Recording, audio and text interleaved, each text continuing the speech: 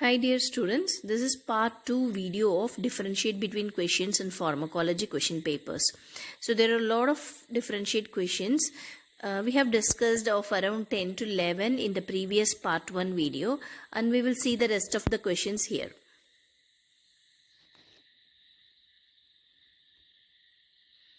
The difference between adrenaline and noradrenaline. So adrenaline is otherwise called as epinephrine and noradrenaline is otherwise called as norepinephrine. Adrenaline is a hormone, whereas noradrenaline, it is a neurotransmitter.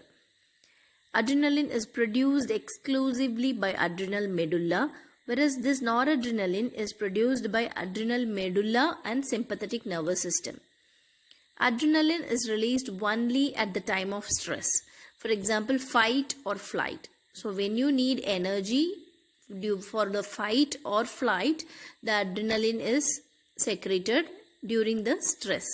Whereas noradrenaline, it is released continuously in low levels. So adrenaline acts on both alpha and beta adrenergic receptors, whereas noradrenaline, it acts only on alpha adrenergic receptor, which helps to maintain blood pressure. So that's the reason adrenaline helps in fight or flight response, whereas noradrenaline helps in maintaining blood pressure.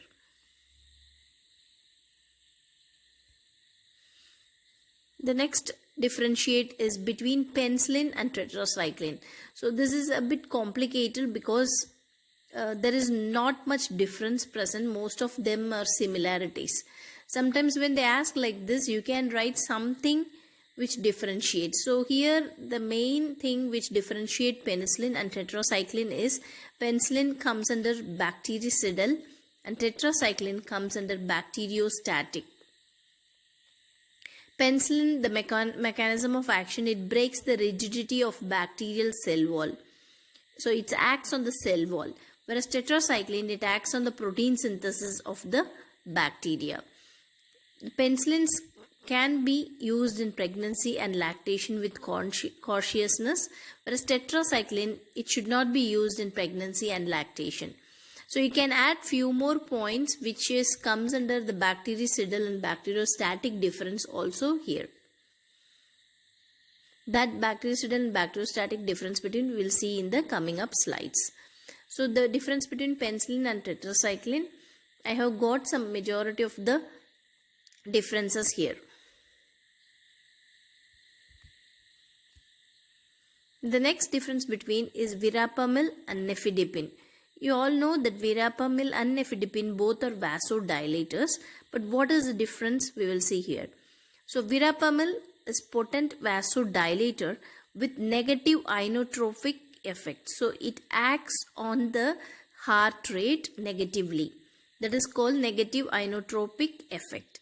Whereas nifedipine, it is also a potent vasodilator, but it will not affect or give any inotropic effect. So nifedipine is a potent vasodilator with no inotropic effect.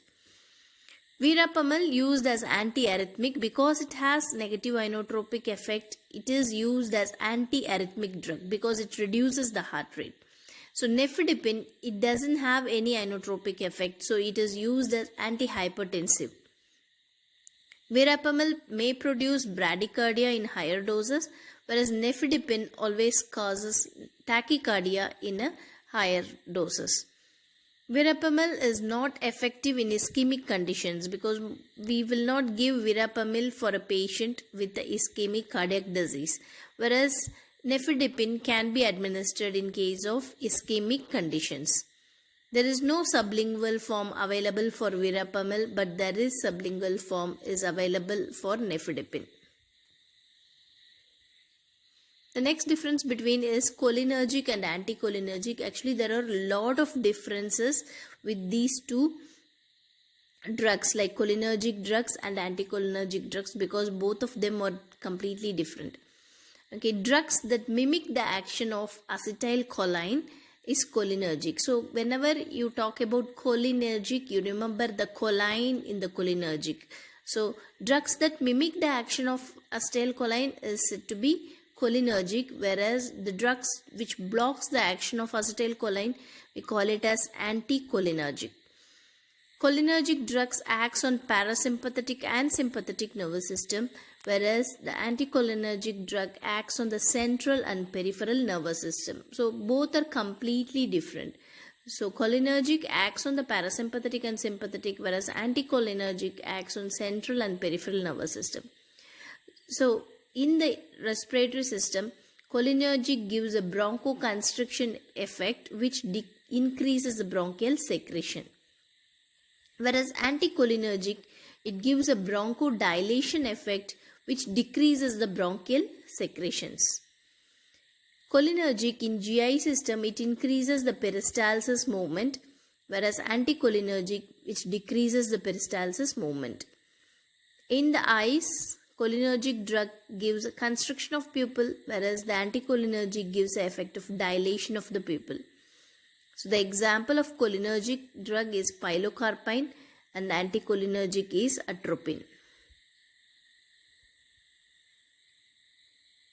The difference between emetics and antiemetics. So the one and only difference, the main difference is the definition, that is emetics are the drugs that induce vomiting and the antiemetics are the drugs that suppress the vomiting.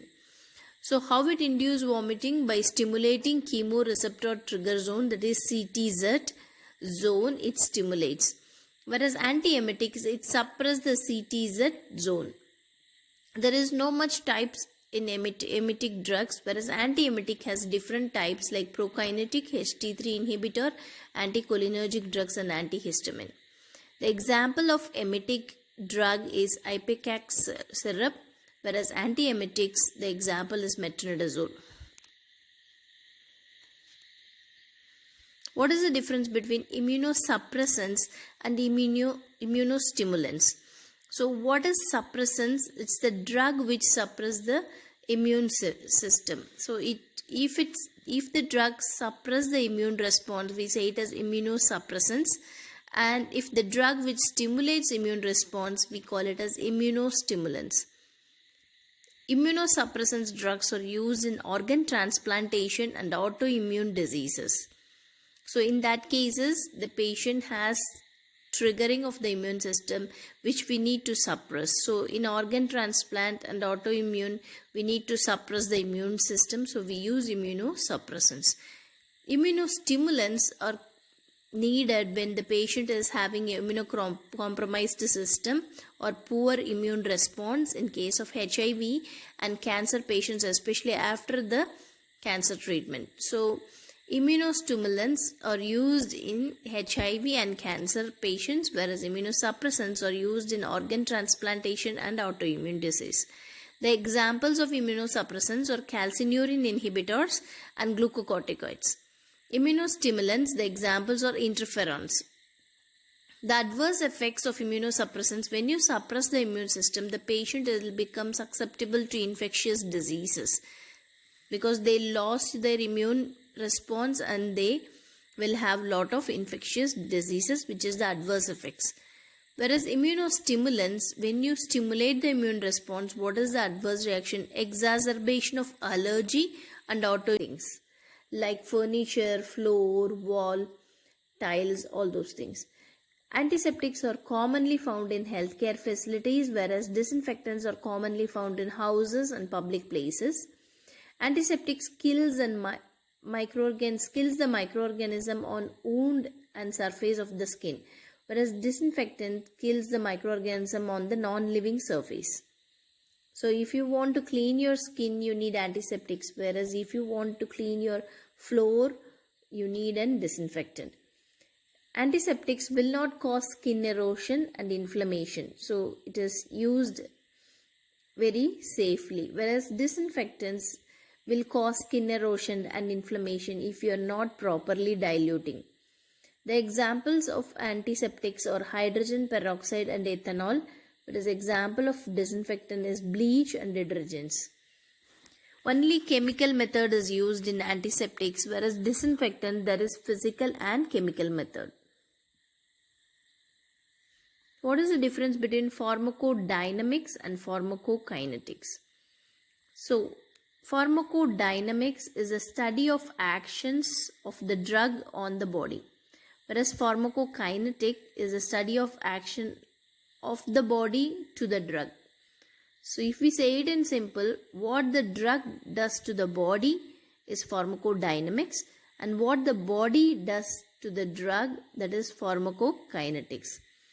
So the pharmacodynamics is noted as PD and pharmacokinetics is noted as PK. The meaning of pharmacodynamics is derived from two Greek words, that is pharmakon and dynamis. What is meant by dynamis is drug power. What is the meaning of pharmacokinetics? Actually, it is also derived from two Greek words, that is pharmakon and kinesis. The kinesis means drug movement. That is, kinesis means movement and the pharmakon is drug. So, drug movement is pharmacokinetics. So, different aspect of pharmacodynamics is we should talk about receptor, ion channels, immune system and enzymes when you discuss pharmacodynamics.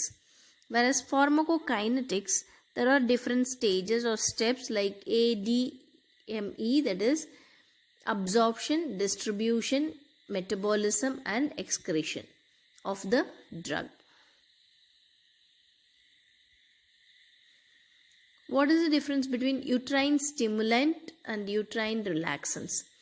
Uterine stimulants are otherwise called as uterotonics, whereas uterine relaxants are otherwise called as tocolytics, because sometimes in the question paper they may ask what are tocolytic agents. So they are nothing but uterine relaxants. So uterotonics is stimulants and tocolytics is uterine relaxants. Uterine stimulants increases the uterine contraction, whereas uterine relaxants relaxes the uterine smooth muscle. So what is the use of uterine stimulant? It induce or facilitate the labor.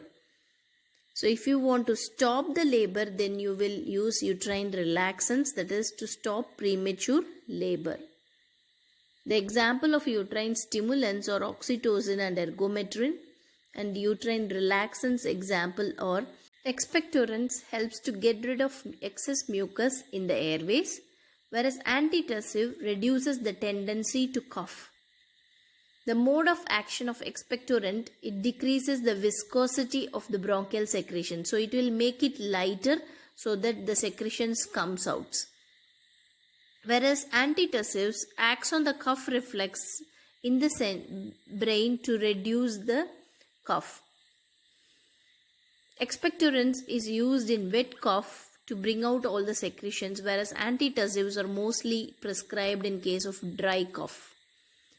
There is no effect on central nervous system when you use an expectorant, whereas when you use an antitussive, it acts on the central nervous system and it causes sedation effect. But expectorant will not cause much sedation effect. The example of expectorant is salbutamol. The example of antitussive is codeine syrup. Bactericidal and bacteriostatic. What is bactericidal? Cidal means to kill. So it means the process involving the killing of bacteria. We say it as bactericidal. Bacteriostatic means process of inhibition of growth of bacteria. So if you are stopping the growth of bacteria, we call it as bacteriostatic, and if you are killing the bacteria, we call it as bactericidal drugs. Bactericidal is irreversible process because killing will not bring back the bacteria. So it is irreversible process. Bacteriostatic is reversible process. Once you stop the medicine, again the bacteria may grow again. Bactericidal, it inhibits the synthesis of bacterial cell wall. So the mechanism of action of bactericidal is it inhibits the cell wall synthesis of bacteria. Whereas bacteriostatic drugs, it inhibits the protein synthesis and DNA replication of bacteria.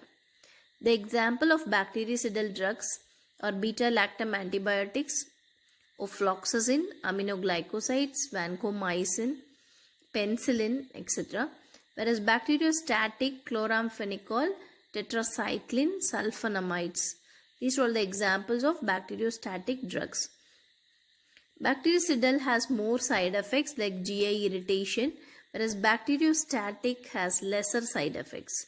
So that's the reason bactericidal drugs are less commonly prescribed and bacteriostatic drugs are more commonly prescribed. What is the difference between opioids and non-opioids?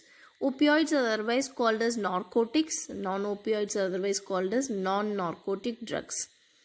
Opioids acts on the central nervous system, whereas non-opioids acts on the peripheral nervous system, that is acts on peripherally. Opioids are not antipyretic or anti-inflammatory action. They are not anti-inflammatory or antipyretic drug, whereas non-opioids, especially non-opioids are otherwise NSAIDs, which are antipyretic action and anti-inflammatory action. Opioids are used in case of severe pain, whereas non-opioids are used in case of mild to moderate pain. Opioids may cause drug dependence or drug addiction, because once you start taking, sometimes you have a chance of getting dependency or addiction. Whereas non-opioids, that may not cause drug dependence or addiction. Opioids are said to be strong analgesics, whereas non-opioids are weak analgesics. Remember, non-opioids, or otherwise we can say it as NSAIDs. Sometimes if they ask difference between opioids and NSAIDs, this is the same answer. The next difference between is bioavailability and biotransformation. So these two are two different aspects. There is no actually connection to discuss the difference between, but you can write what is bioavailability and what is biotransformation. So bioavailability is fraction of the administered drug that reaches the systemic circulation. So the fraction of the administered drug that reaches the systemic circulation is called as bioavailability. For example, if you administer paracetamol, so the amount of the drug absorbed in the blood, we say it as bioavailability. Whereas biotransformation, it is the chemical transformation, that is metabolism of the drug. Types of bioavailability, it is absolute and relative. Whereas types of biotransformation, it is synthetic and non-synthetic. The route of administration affect the bioavailability. For example, if it is an oral route, the bioavailability is lesser comparing to the intravenous route. Whereas the route of administration of the drug will not affect the biotransformation inside the body. That is, metabolism will not be affected with the route of administration. There is no enzymes acts on the bioavailability, whereas biotransformation needs enzymes to act on the drug.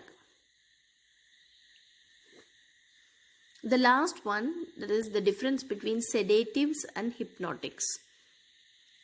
We have already discussed the difference between benzodiazepines and barbiturates. Same like that, sedatives and hypnotics are almost similar.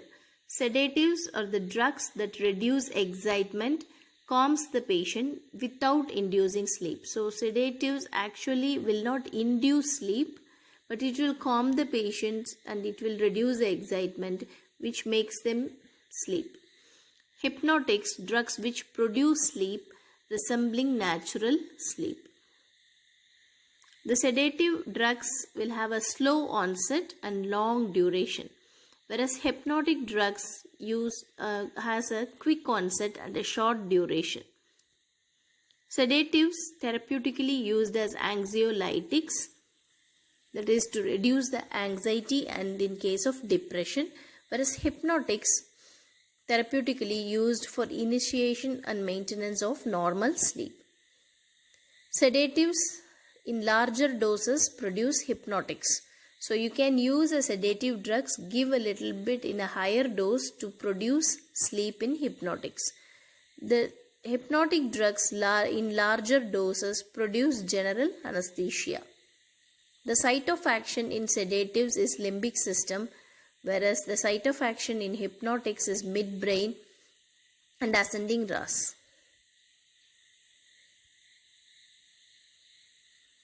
So hope you understood about the difference between in the pharmacology questions.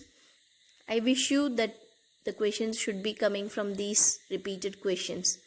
Okay, all the best and study well. Thank you.